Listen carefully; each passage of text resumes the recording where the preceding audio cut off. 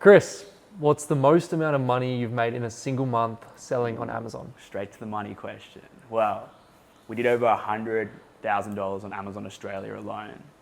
And then globally, $560,000 in 1 month. So you over 100K in a single month on Amazon Australia and over 560K 100%. And that per month. And with that Amazon Australia one, that was like 90% one product. Yeah, Just crazy. one product that we grew that brand out of. When was that? That was in end of 2023. What are we now, 2026? Yeah, time flies. Did you ever think that you would make or see that type of money when you were working as a plumber?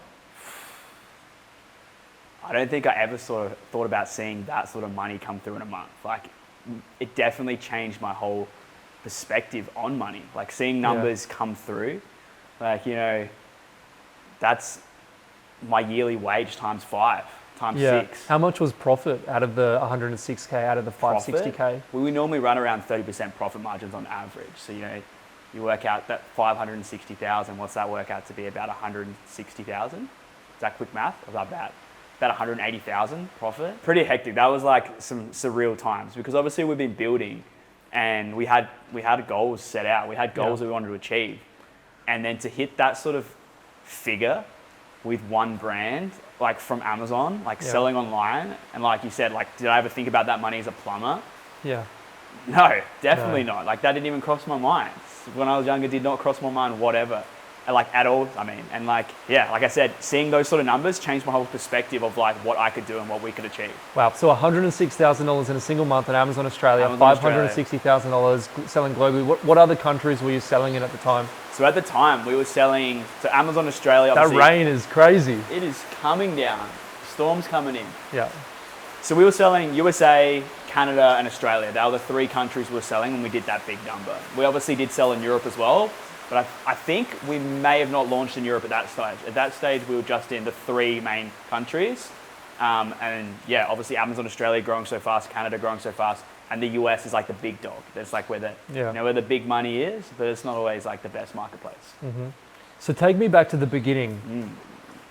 You were a plumber. I mean, just run me back. Like, where are you from? What was your life like? You know, all the way back then. So I came from Adelaide. Like, I know you came from Adelaide as well. Did finish schooling. Like, I wasn't privileged in any way. Me and mum grew up just, you know, single mum household. Went through school. Didn't really want to go into university. I got into PE teaching, which obviously you relate to because I know you did PE teaching as well. It didn't really sit with me to go back to the educational system. Like, I was always a bit of a, you know, talkative in class. Like, you know, I wasn't the most astute student. And I went down the plumbing route. So the sort of typical blue collar, like 9 to 5, like, you know, work pretty hard during the week and then, you know, piss it all up on the weekend. That was, and repeat, that was literally my routine for probably the first, like, from 18 to 23. I was just plumbing and, you know, that's kind of just, my new mates were tradie mates. Like, most of my mates went to uni and I had still friends with them from school, but I kind of like, you know, grew into the tradie crowd. And my role models, I spoke to Veronica about this the other day, like my role models were like just tradies that were just doing the same thing. You want to be like them, you aspire to be like them. So yeah, that was the beginning. And then there was a few things that changed, I guess, that made me change how I wanted to be and what I wanted to get into. You mentioned that single mother household. What was that like growing up? You and your mum. Run me through that kind of period of your life. Yeah, so to be more specific, it was me and my mum for probably the first, I think, 10, 11 years. So my stepdad did come around at some point, but for the early years, we were like hopping around a lot. Mum was a nurse. She was working pretty crazy hours to put a roof over her head. We spent time in caravan parks in the early days, like hopping around rental properties. I remember like the horror stories. Like, I remember like some of the households, like share houses, like we'd stay with another like single mum and kids. And I remember the kids just being crazy. And like, it was just, mum had to get us out. Like, she just left the lease because they were just crazy. And that was like jumping around a little bit, but we did settle in like one spot. And she worked very hard. So I didn't see her I was always in like, you know, before school care, after school care. Like, she worked very hard and that was ingrained in me. Like, you got to work hard to put money on the table. But I was lucky that I had like really good grandparents and they were like my mentors. Like, granddad was my dad at the time. He was like probably my biggest male influence. And he's obviously like the most loving grandfather and dad as well. And he supported me through all sporting events, like anything I wanted to do. He taught me how to like work with my hands. Like he taught me everything really. So George is a G. Yeah. So I had really good family backing, but I look back and I was like, yeah, mum worked really, and mum was still with me a lot, and we did a lot of things together. But she worked very hard. Like she was at work a lot when I actually think back of it properly. Got you. And so then after that, you went into, high school, and then from high school, straight into plumbing. You had the decision though. You were like, do I go down the traditional route? Do I do PE teaching or something like that, or do I go into a trade, right? Yeah. And so you chose the trade route, and you went straight in as an apprentice. What were your hours like? Did you get straight into hard work? What was that like? Yeah. So I went into I deferred uni for a year, and basically, I wanted to travel actually. As soon as I finished high school, I was like, I'm going to go to Europe, gap year, that 18-year-old gap year. My uncle was like, just do your university or do a trade and then go travel, like get some sort of skill set behind you. And I appreciate that he did that because, if I started traveling at 18, I may never have got any sort of career to begin with. Like I could still be traveling, living off like a very small amount of money and just doing that sort of travel, backpacking lifestyle. But yeah, so I took a year off from going to unis, and I deferred, and I got into a pre-voc plumbing course because that's my stepdad's best mate actually taught there. And he's like, do plumbing. He's like, okay, I'll give it a shot. I might like it, I might not, but I've got nothing to lose. I can go to uni next year. As soon as I started plumbing, I was pretty good at it. Like I was good with my hands. I got a job in apprenticeship straight away. I got on with the boys. I enjoyed the construction life. Like it was fun. Like it was a fun job. Like, sometimes the apprentices get picked on. I didn't really get picked on. Like it was good. It was good fun. You held your own amongst the boys. For a baby face, like 18-year-old, like I held my own and I enjoyed it. And like I was like, I don't want to go back to class. I was like, this is good. I'm getting money. I was getting paid, even though it was biscuits. I was still getting paid. And then I was like, I don't want to go to uni. So I just kept plumbing. I was like, I'm going to finish my apprenticeship. And that's what I did.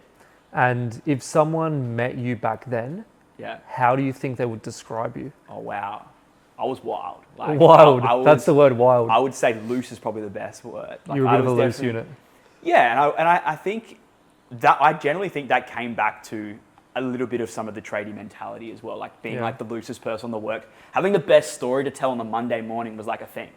Like, who got with the best girl, or like who got the drunkest, who did the stupidest shit. That was just common on a Monday morning. Like that was just the normal that you'd have a chat about. And I guess that was like kind of filtered down into me because I didn't have like a father figure or something like that to sort of like pull me out of that scenario. I kind of just went down that loose cannon. Like who can be the drunkest? Like that was cool. That was like, try to get messy on the weekend. Like that was kind of what it was. And that was just common, and you kind of fall into those circles pretty easily. Yeah.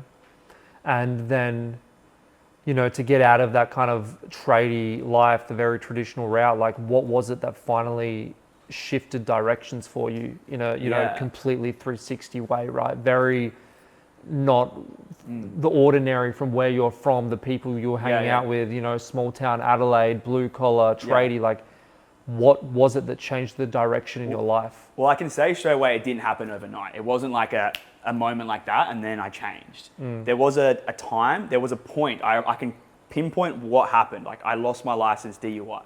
And it wasn't like I was drinking at the pub, I got in the car and drove. I'd been out the night before, I had a big night, got in the car was unregistered from the day before and they pulled me over for registration, lost my license. I actually then couldn't finish my apprenticeship at that company. That was the first sort of spark where it was like, okay, well, maybe I do need to like sort my life out a little bit. Like maybe I'm wasting too much time partying. Maybe I'm not taking things seriously. I wasn't, I was just finishing my apprenticeship. I wasn't a really good plumber yet. I was just like kind of finishing it, plateauing in plumbing. Yeah. And that kind of inspired me to do my Circ 4, which then gave me like the master plumbers back then sort of thing, higher qualifications, better pay in the future. That was the first kick point. But then, I found another company, I finished my apprenticeship. I worked for them for a year to give them back the appreciation for taking me on without a license. I had no license for 6 months. It was a pretty rough period. I used to literally get up at like 5 in the morning, walk to a bus station and catch 3 buses to get to work at 6:30 in the morning and then work all day and then like catch the bus to the gym and then catch the bus back home. I did that for 6 months. It was like, carrying my tools in a bag. Like it was rough. But yeah, like I worked for them for a year, paid back the respect for them taking me on for the 6 months without a license. And then I thought, you know what? Had money in the bank. I'm like, I'm going to go travel. My girlfriend at the time had just got back from traveling. And I was like, well, it was getting kind of serious with her. And I was like, well, if she's traveled and I haven't traveled, I need to go do that because, she was a little bit younger. And I was like, I need to experience Europe. I need to go travel. And traveling was the first thing that completely opened my eyes to what is actually possible outside of like working as a plumber 9 to 5. That was the first point, I think, traveling. Yeah. It's really funny because when you, and I guess I've never actually drawn these similarities in our stories before because we're very different. But I guess now that I look at these similarities, I also came from a single mom household. You were going to do PE teaching or plumbing. It was never an option for me to do a trade, but I ended up doing PE teaching. Yeah. The real catalyst moment for me, I mean, you said it was for you when you DIY'd your car. Yeah. I rode off my car drink driving as well. Yeah. That was the biggest eye opener for me. And then after that, I literally traveled. I went to South Africa. I went and I did like a week of doing volunteering because I needed to get my soul right. I wanted to feel like a good person because I was pretty horrible, and did the same thing. It was travel that, you know, opened everything up. And I remember for me, I came back to Australia after 2 weeks of traveling, and like, I just felt like I was a different person. Like I felt like I wanted to do different stuff. And it sounds like our stories do have a lot of similarities too. So, you know, ultimately, obviously you met my sister Veronica and now you're married, and that, like, what was it that initially then exposed you to online business, and what did you actually honestly think about it at first? Yeah, so there was like a few different points. When I was doing the travels, like I traveled for quite a long time because I started doing seasonal work, and I was still working for someone, but I was still like getting to live that dream of traveling. And in between the seasons, I would like move around, and I started meeting people in hostels that, you know, were doing work from their computer. That was the first point of contact. Like I remember I met this guy specifically in Portugal, not Portugal. No, I was in Morocco. In a place called Tagazu or Tagazu. I'll probably absolutely ruin that name. It was a surf beach. And I was talking to this guy and I was like, oh, how long have you been here for? And he's like, oh, you know, I've been here for like 4 weeks. I was like, oh, what do you do? And he's like, oh, I just go around to like hostels and like fix up their website and their like, you know, hostels are whatever that page, hostels.com. Like he was doing web design and making sure their listings, photos, that was what he did. And he's just hopping around the world doing that. And I was like, huh, that's pretty interesting. I was like, I've got to go back and earn my money as a plumber or get paid biscuits to work in a ski company or something like that. So that was like, you know, the first taste of seeing people do it, but I didn't know these people. Like, these are people I just traveled and met. It wasn't until, like, obviously you just mentioned, I met your sister Veronica, like we met in a ski season. We came back to Adelaide and she introduced me to you, and you were into Amazon. And that was like, well, actually at the time it was Amazon, but you also had a Shopify website as well, which you were like kind of pushing towards your Amazon as well. And that was the first like, online stuff I saw that was going on. And I was like, interesting, this guy's younger than me. This guy's like, you know, he's just like come straight out of, not out of high school, like you just finished like your studies and you're doing Amazon and you're doing pretty good. Like I was like, huh, that was the next life. I was like, actually, I know this person. And as I got to know you more, I was like, okay, I actually know someone who's being successful in this game. That was the sort of the next light bulb moment that maybe this is possible. What did you initially think about it? Did you think it was a scam, or did you have that, you know, that preconditioning of like, this feels dodgy or fake, or did you intuitively feel as if you could do this? It was an opportunity. How did that part work for you? I don't think I thought I could do it at the start, but I didn't think it was a scam or fake. I definitely was open to, well, I guess I've always been open to new experiences. Like obviously traveling for the 4 or 5 years before I came across all this sort of stuff made me way more open to try new things. And like I before I started traveling, I guess I was more like, you know, someone was like, do you want to try wakeboarding? I'd be like, no, I'll just get on the biscuit. Like, you know, I was like, you know, a little bit more held back, a little bit more scared of failing, and a little bit less like putting myself out there. But traveling, put myself out there. So when I came across, like, you were the main figure who was really doing it and killing it, it didn't so much surprise me, and it wasn't like I thought this is fake. I wasn't sure if I could do it, because I remember at the time, and I know you tell this story, that I didn't even have a laptop at that stage. I wasn't even using a laptop. I had a phone and that was it. So like for me, I was like, okay, well, how do I do this? And then I was like, well, I'm open to do this. And I also remember having the conversation with Veronica and being like, look, I want to do the dropshipping site first, because I don't want to be left out in family conversations. I don't want to be, you know, coming to the dinner table and you're talking about Amazon, you're talking about your dropshipping website that you're creating. Veronica was interested in it as well because she wanted to better herself. You know, I'm just sitting there like, yeah, cool, plumbing. Like I wanted to be part of the family. I wanted to be like growing with you guys, and I didn't want to be like left behind. So that was the sort of like, okay, I don't know if this works yet, but I'm going to have a crack. So you saw me doing Amazon at that time, and then you thought about drop shipping. I was also dabbling in drop shipping because I was doing well in Amazon, and I thought I'd expand out. Yeah. And so you saw the drop shipping thing. Run me through that. So drop shipping, I know you did NFTs, crypto, take me through the whole journey there. So what was your mind like? What was the order of things that you did before you eventually ended with Amazon? So you're spot on, it was drop shipping. So yeah, you were running your Amazon business, but you were also dabbling in drop shipping at the time. And I think because you were doing that and learning of someone at that point in time, I was like, okay, well, I had access to that education. So I was like, I'm going to learn that as well. And you're like, hey, do it as well. So I was like, okay. So I started putting the hours learning it. And yeah, I got a website out. I was selling reusable coffee capsules. Yeah. What was it called? Blended Culture. Sick name. I love that name still. Blended Culture. And they did okay. I remember getting that ding. I was with mum and I had that ding and I was like, what's that? And it was my first sale. I got sales instantly. And I can't remember how much I made now, but it was a few $1,000s and I made quite a few sales. But it wasn't very profitable. I didn't know how to run ads, and that's where I got stuck. In the end, the ads ended up eating into your profits. I was just spending the same amount as profit. So I was up, and I didn't know ads well enough. I didn't know how to scale. I made a really cool website. I learned how to dropship, but I just didn't know how to run ads. And I think I probably capped out at my mental capacity of where I was at that stage in life. I did all this stuff. I went from not having a laptop to launching a Shopify store that was making sales. But that was my probably max capacity in my brain at that stage. And then I just quit. I went to this ski season. We were doing another ski season. I tried doing it there, surrounded by people that weren't helping me build. I was surrounded by people that were I was working in a bar.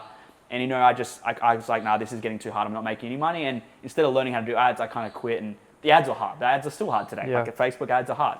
So I just quit. And then it was coming back to Gold Coast. And then so when you moved up with us and you were doing Amazon, and then I get back from plumbing and to see you there, rushing around the house, trying to act like you've been busy, put a bit of sweat on to make, because you thought that I felt bad that you weren't doing much work. I felt You're doing horrible. An hour a day, and I'm getting home covered in shit, and I'd be exhausted, and I'd be I could hear you turning the movie off as I come through the door.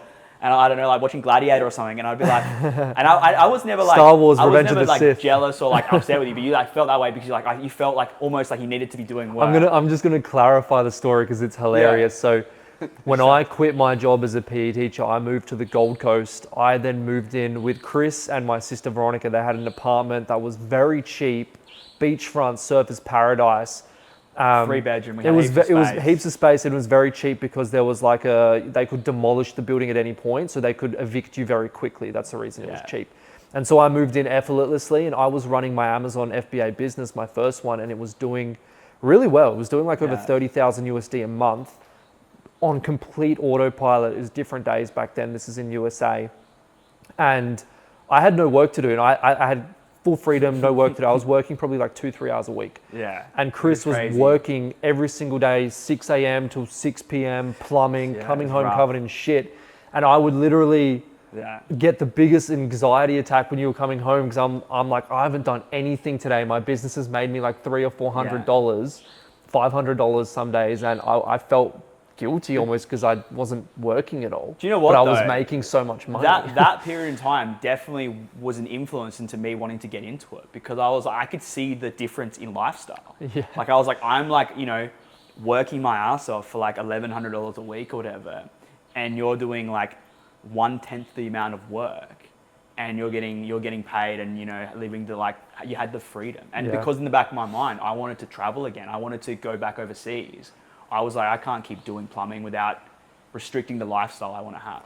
Yeah, and so before Amazon, you still ended up dabbling in kind of NFTs. You ended up dabbling in crypto. So run me through real quick the NFTs and crypto. Actually, NFTs came in after. So Amazon, our first Amazon business was started. Remember, we did the Jaw Define tablets. Yeah, that's when you're I've got this cool idea. Do you guys want in on it? If not, I'm going to do it myself. And I was no, I'm not. I remember being no, I want to get into it. And then I remember we came up with a plan. I was going to invest more money into it because I had no experience. Veronica was already into Amazon at the time. She was doing, I think, on Guru maybe. She might have taken over. And you were you were already killing it on Amazon. So I put more money in to get involved. And then as soon as I put more money in, I wanted to be more involved until the point where I was learning as much as I could. And I was fuck, I love this. So we did that brand for a bit. Then me and Veronica did our own brand. I was still plumbing at the time. So I was still plumbing. We did Nika and Steph, which is a beach brand. We were doing that. That's the same period of time I started dabbling in NFTs. Yeah. Still plumbing at the time. Got pretty serious with NFTs to the point where I actually I took a job with an NFT company that ended up going bust. I took a job, it was on commission, so I didn't get any because it went bust. I quit plumbing to go all in on Amazon, but all in on NFT as well. So I had like This I had is Amazon such a and pinnacle NFTs. moment Yeah, because you 100%. literally just decided, fuck it, I'm quitting my job, Yeah. I'm going all in on this and I'm making this work. Yeah. And so it ended up going bust with the NFT company. Crypto wasn't like really sustainable. What made you then from there fully commit into Amazon? Yeah, because well, I guess to add to that as well, I reduced my hours first in plumbing. I think this is actually a very big point. I was doing 5-hour weeks and I reduced it to 5-day weeks. I reduced it to 4-day weeks so I could focus more on Amazon and on NFT trading and stuff like that. And then yeah, like I made the decision as soon as I got given this offer for the NFT job. I was like, okay, well, doing Amazon on the side's great, but I also the NFT boom was exciting. I was like, I want to do both, and I was trying to do 50-50. So I was like, okay, this is my sign to get out of plumbing altogether. Amazon's ticking away, but I was doing the NFT, making a bit of money there. So I had 2 incomes. I was like, I don't need 3 incomes. Let's just focus on Amazon NFTs. Obviously, like you said, the NFT bubble, crypto bubble.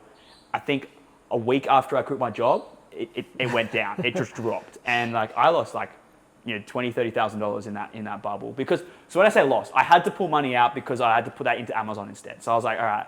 And I remember having this conversation with a mentor of mine, Tom, and he was like, look, even when NFTs was doing it, he's like, you need to not split your focus. He's like, you need to pick either Amazon or pick NFTs. You can't do both. Yeah. And this was kind of, the boom hadn't fully dropped off yet, but I was like, no, but I can still make money in NFTs. And then when this started to happen, it really sunk in. I was like, no, I need to like focus on what I'm better at, which was Amazon at the time. And NFT was definitely punter. I was just being a punter. I was gambling. I was just gambling. Amazon wasn't gambling, but I guess it wasn't as exciting as NFTs at the time because there was like NFTs would give you that dopamine rush, right? And I was trading those bad boys as well. And I guess it was going around Australia, like everyone was talking about it, where Amazon no one was really talking about. So like there was way more, hype about NFTs at the time. But yeah, I remember that conversation about like, you can't split your time 50-50, you're only going to fail at both. You need to choose one. And that was like when we're like, okay, let's focus on Amazon. Let's start helping people with Amazon as well. That's when we just started discussing about educating people as well. Let's do that. And let's get in that. And then we also started the next brand together as well. Yeah, so exactly right. So then the next brand, Prodigy X, multi-million-dollar international brand. Yeah. We've ran it together since 2013.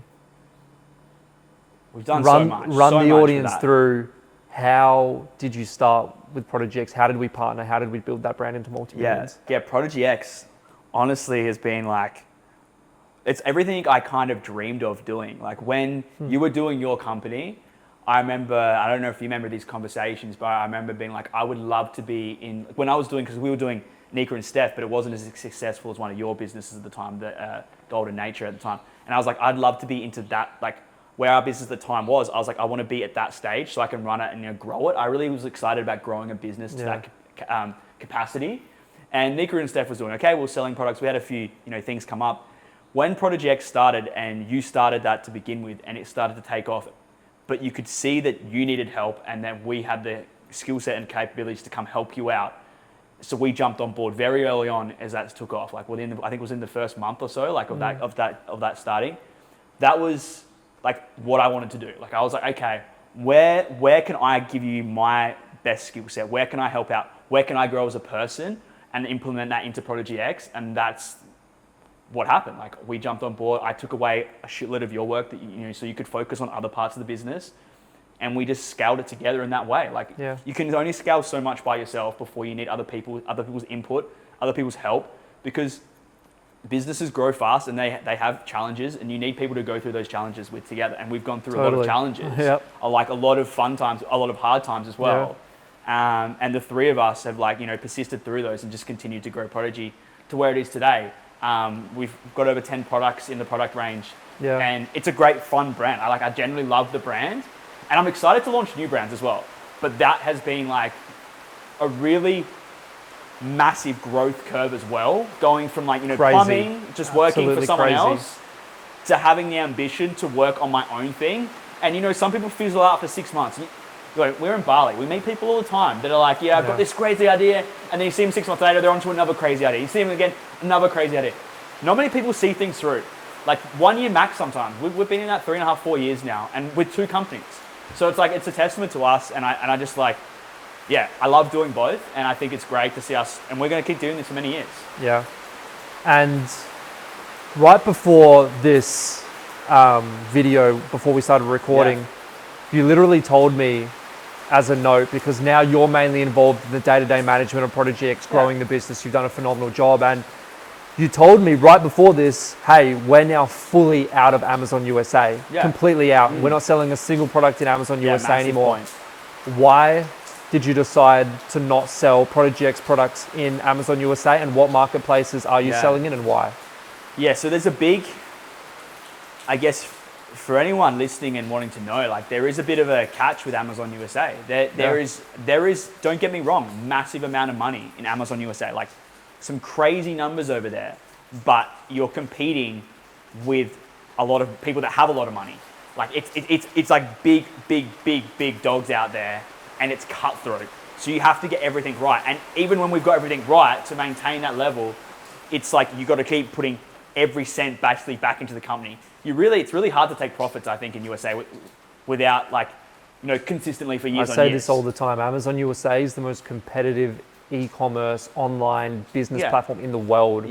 Any business, and the competition's so cutthroat with Chinese suppliers undercutting prices. Like, USA citizens love refunds and feel very entitled, and just generally Amazon USA is brutal. And we've sold in USA for a long time, and now we're out. There's even things that USA has that other marketplaces like Australia don't have. Like, they have, like, you get charged if you have too little inventory. You get charged if you have too much inventory.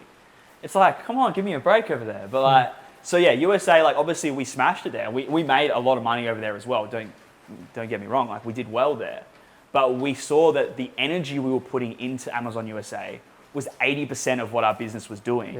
And the revenue, like, I guess the profit to energy ratio was nothing compared to Australia, where, like, we're putting 5%, 10% in and making way more profit. So maybe we make more profit in USA because we're making more revenue, but it took us 80% more energy. The margin was thin too, comparatively. Maybe half the amount of Amazon Australia.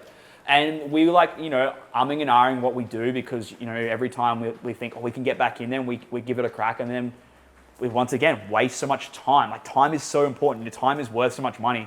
And when I would spend most of my time in USA, when we could see the clear benefits of launching more and going bigger in Australia, it was a no-brainer to pull out. And it's taken 6 months to fully pull out of Amazon USA, because we obviously had a lot of products there still, and we had to do it over time. You can't just rip your products out.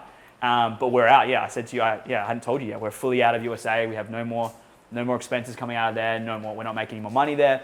And we're literally just doubling down on Amazon Australia. Like, that's literally, someone asked me that question the other day, like, what would you do in 2006? What's your goal in 2026? It's just to double down on Amazon Australia, launch as many products as possible, because it's just like, it's ripe for the taking.